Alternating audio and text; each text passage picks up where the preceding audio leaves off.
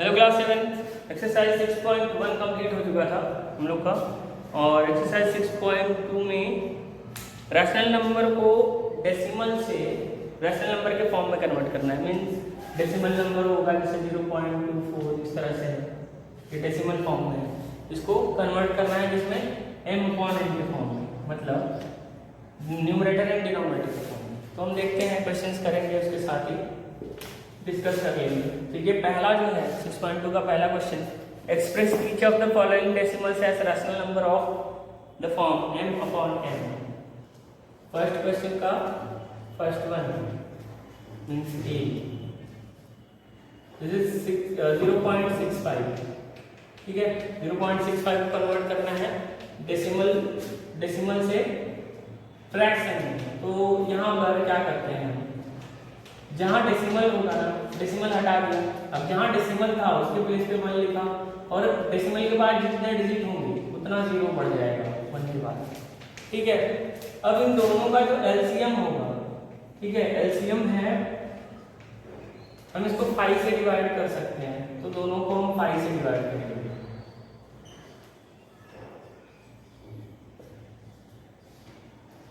यहाँ पर आ जाएगा 13/25,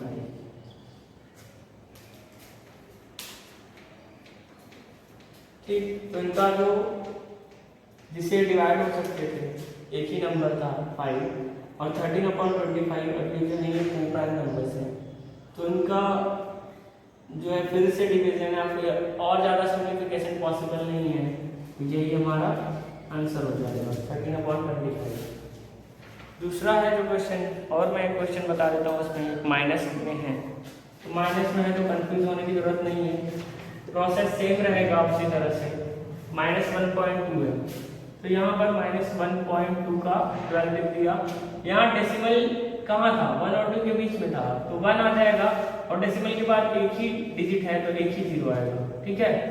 सो 12/10 आ गया। अब 12 और 10 को 2 एक ऐसा नंबर है जो डिवाइड कर सकता है दोनों को, तो हम 2 से डिवाइड करेंगे। यहाँ पर -6/5, और यही हमारा आंसर हो जाएगा। इससे ज़्यादा सिंप्लीफाई नहीं हो सकता। तो ये जो है इस तरह से पहला क्वेश्चन का बचा हुआ 2 क्वेश्चन कर लेना। अब सेकेंड क्वेश्चन देखो,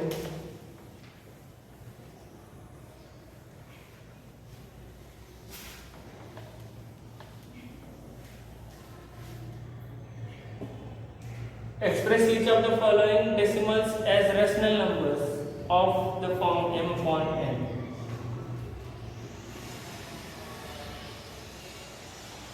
(0.3 बार लिखा हुआ है। तो ऐसे क्वेश्चन में देखो क्या करते हैं, हम मान लेते हैं this is x, let x is equal to 0.3 bar. अब 3 बार का मतलब क्या होता है, 0.3333, है ना, एक्सेट्रा बढ़ता जाएगा।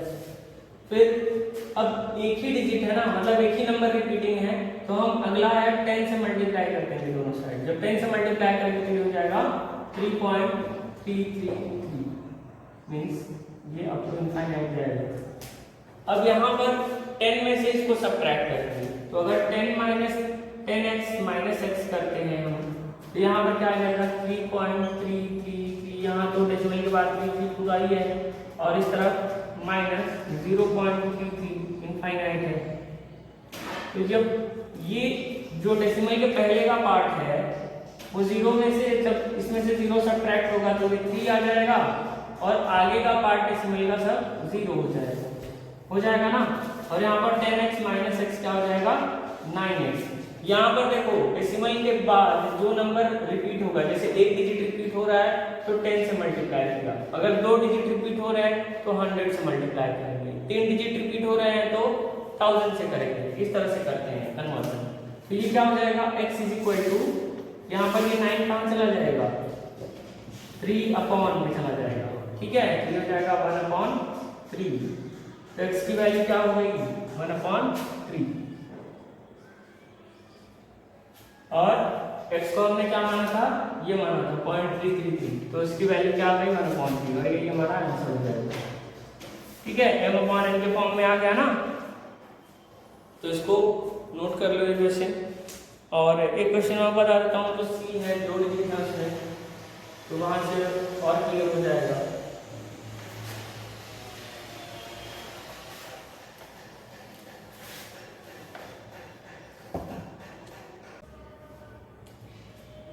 सेकेंड का सी क्वेश्चन -0.27। यहाँ पर देखो, अब डेसिमल के बाद 2 डिजिट हैं जो खुद को रिपीट कर रहे हैं, तो हम कहते हैं let x is equal to -0.27 bar का मतलब ये 2 डिजिट खुद को रिपीट करते रहेंगे, ठीक है, तो ये रिपीट करते जाएंगे। फिर यहाँ पर डेसिमल के बाद 2 डिजिट हैं, तो 1 के बाद 2 जीरो, ठीक है।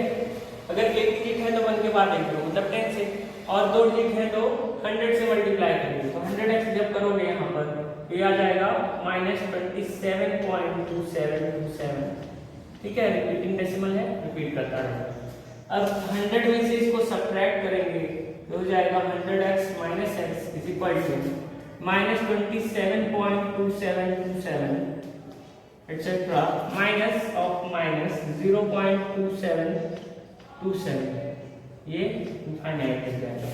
अब यहाँ पर 100 minus 1x is equal to 99x, और यहाँ पर -27 प्लस 2727, ये माइनस माइनस पॉजिटिव तो बनेगा, लेकिन ये क्या हो जाएगा 0.2727, पॉजिटिव तो बना यहाँ पे, लेकिन एक नेगेटिव और एक पॉजिटिव है तो सब्ट्रैक्ट हो जाएगा, और आंसर नेगेटिव साइन में आएगा, क्या आएगा 27, और यहाँ पर 99x आया है। तो देयरफॉर यहाँ पर क्या हो जाएगा, x is equal to -27 upon 99, ठीक है।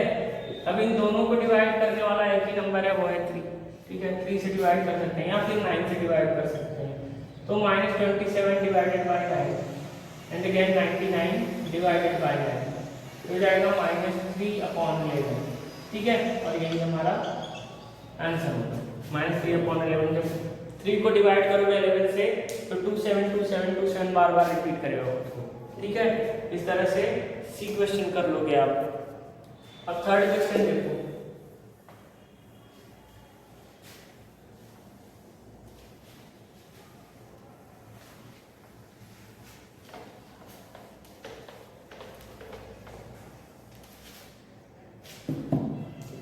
थर्ड क्वेश्चन क्या कह रहा है, find the value of the following as a rational number of m of the form m upon n। तो 0.5 बार प्लस 0.1 बार, देखो इसमें क्या करना है, 0.5 बार है प्लस 0.1 बार है, ठीक है।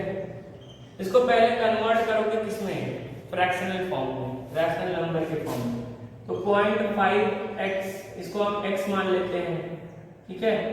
x इज इक्वल टू 0.555 को रिपीट करेगा, फिर यहाँ पर भी हो जाएगा 10x, जो मैंने अभी प्रोसेस बताया चेंज करने का, ये हो जाएगा 5.55, है ना। तो ये 10x minus x is equal to हो जाएगा 5, सब्ट्रैक्ट करोगे तो जैसे अभी प्रीवियस क्वेश्चन में बताया उसी तरह से करना है। तो ये 9x इज इक्वल टू क्या हो जाएगा 9x इज इक्वल टू 5 हो जाएगा, therefore x is equal to क्या हो जाएगा, x इज इक्वल टू 5/9 हो जाएगा। तो हमारे ये वैल्यू निकल गया 0.5 का क्या 5/9। अब हम 0.1 को लेते हैं, इसको मान लेते हैं let y is equal to 0.1 bar.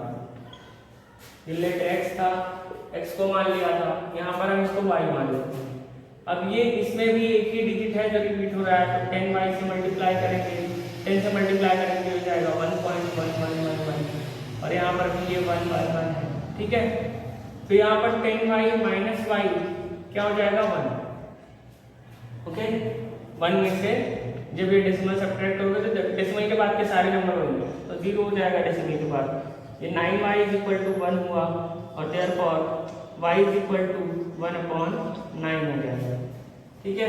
x की वैल्यू मिल गई, y की वैल्यू मिल गई।